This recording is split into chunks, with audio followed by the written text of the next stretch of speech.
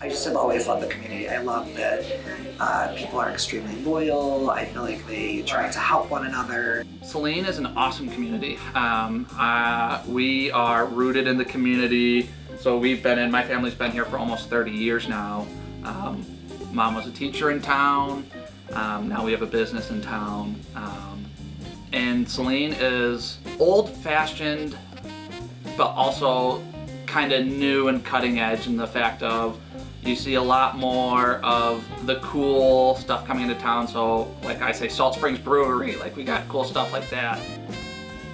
Saline, a small town just southeast of Ann Arbor, is filled with local businesses who help each other out to make a lovely community. When COVID-19 plagued the nation, many businesses had to close. Layoffs were rampant, and over 114 million people lost their jobs throughout 2020, according to the International Labor Organization. Many stores had to adapt to less foot traffic and social distancing. This is the resilience and ruin of Saline businesses. Some businesses were allowed to stay open and were considered essential, like a hospital or a hardware store. Others had to close and were not essential. One business that closed was Renew Salon and Spa. So Renew started because I started the process of becoming a parent. I was stressed out, like my grandmother had passed away. I had a lot of things that happened during that time. We had some adoption that didn't work out the way that they were supposed to. I just kept hearing over and over, you need to find a way to renew yourself, renew yourself.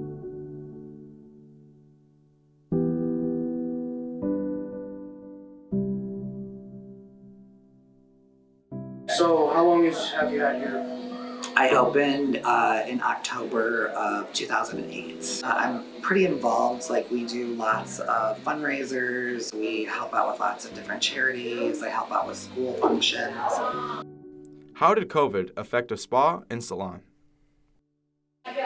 So we had about 2 months that literally people just constantly canceled appointments. We were all booked, but people constantly canceled because people were afraid that they were going to get COVID. People were afraid that there would be lots of germs in the salon. We went above and beyond. I put plastic dividers between every station, between every shampoo bowl. We wore masks. We had air purifiers. We had this machine that had a blue light that cleaned everything. But people still were. People were still worried.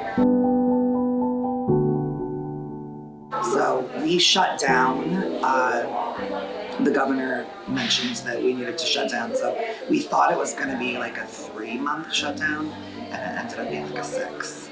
I mean, as a business owner, I've noticed that my bank account is way lower because I paid all of my employees during the shutdown. So that was something that I wanted to do. So I took what they made, and then of course I approved everybody for unemployment, and so whatever they didn't make from unemployment I paid.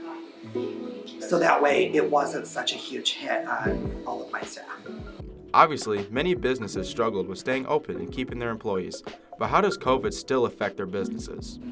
So what we have noticed in this industry as a whole is people are way more likely to cancel on you. We never had that before, ever. And then they freak out when they can't get back in. So that's what we've noticed. How did COVID affect an essential local business?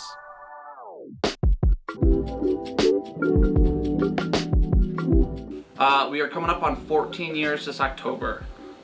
So before COVID, it was certainly the old norm, as we like to call it. There was people less hyper-focused on cleanliness. That certainly is now a big part of our business, is selling cleaning stuff, and it certainly was during COVID. How does COVID still affect ACE? We were considered an essential business, so we stayed open the whole time. We were one of the few businesses that stayed open the whole time. And being a essential business that had cleaning products and stuff like that, from a number standpoint, actually our business increased during COVID.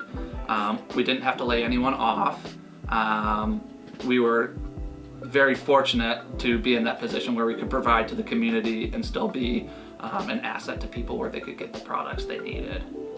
But now post-COVID, I think you see a lot more people who are just appreciative of being able to come into a store and kind of, for lack of a better words, getting back to old ways. Post-COVID, we certainly have a lot more online orders. There's some people who I think have realized it's an efficient way of shopping. It's easy, it's convenient. How did COVID affect the supply chain for a larger corporation? You could certainly tell logistics of getting products to the store was a lot more challenging, especially with the desirable products, whether that be like Clorox wipes, Lysol sprays like that.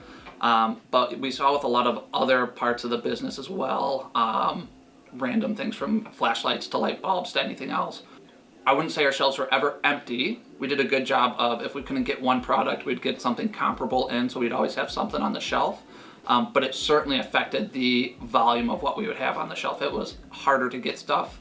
A lot of products or businesses or vendors, I should say, put basically allocation quantities on it, so you couldn't order as many as you wanted, so you're kind of limited to what you could get.